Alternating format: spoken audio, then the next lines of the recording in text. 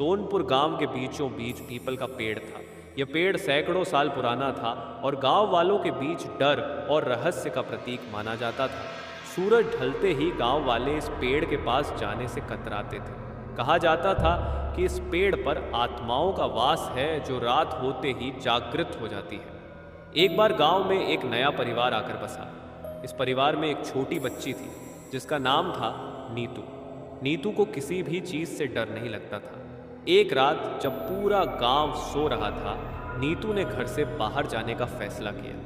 वह पीपल के पेड़ के पास पहुंची और उसे देखती रही। अचानक उसे पेड़ के नीचे कुछ हलचल सी महसूस हुई।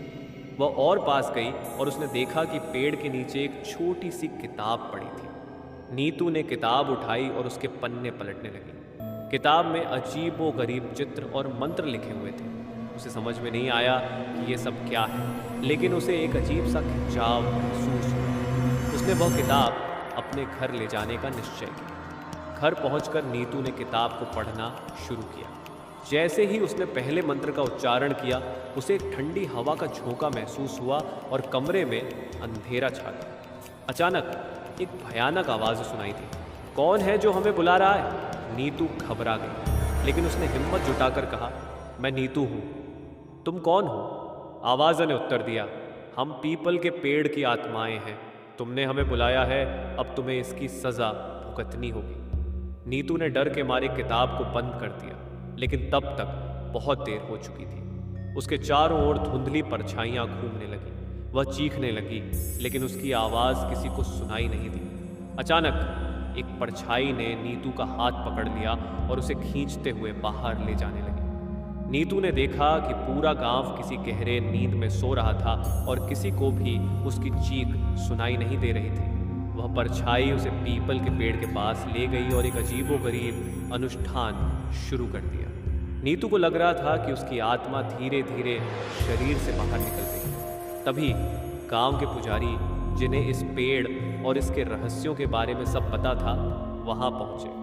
उन्होंने अपने मंत्रों से परछाइयों को भगाने की कोशिश की।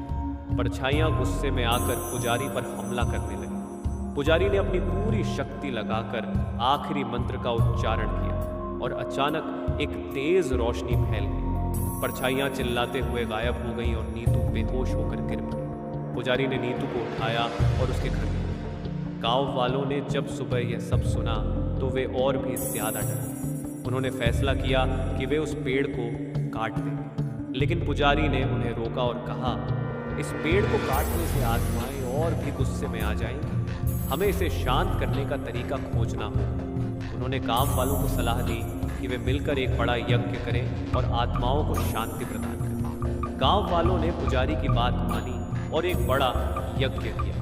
यज्ञ के बाद आत्माएं शांत हो गई और पीपल का पेड़ भी एक साधारण पेड़ बन गया।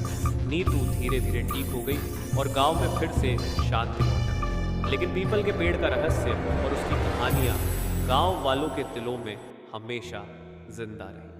हर रात जब गांव वाले सोने जाते थे तो वे भगवान से प्रार्थना करते थे कि वे उन्हें किसी भी बुरी आत्मा से सुरक्षित रखें। और इस तरह गांव वालों ने पीपल के पेड़ के रहस्य को समझा और उसे एक धार्मिक स्थल के रूप में मान्यता दी, ताकि आत्माओं को हमेशा शांति मिल सके और गांव में कभी भी किसी परछाई का डर न हो। कहानी पसंद आई तो चैनल को सब्सक्राइब करें, वीडियो को लाइक और कमेंट्स करें और अपने दोस्तों में शेयर करें।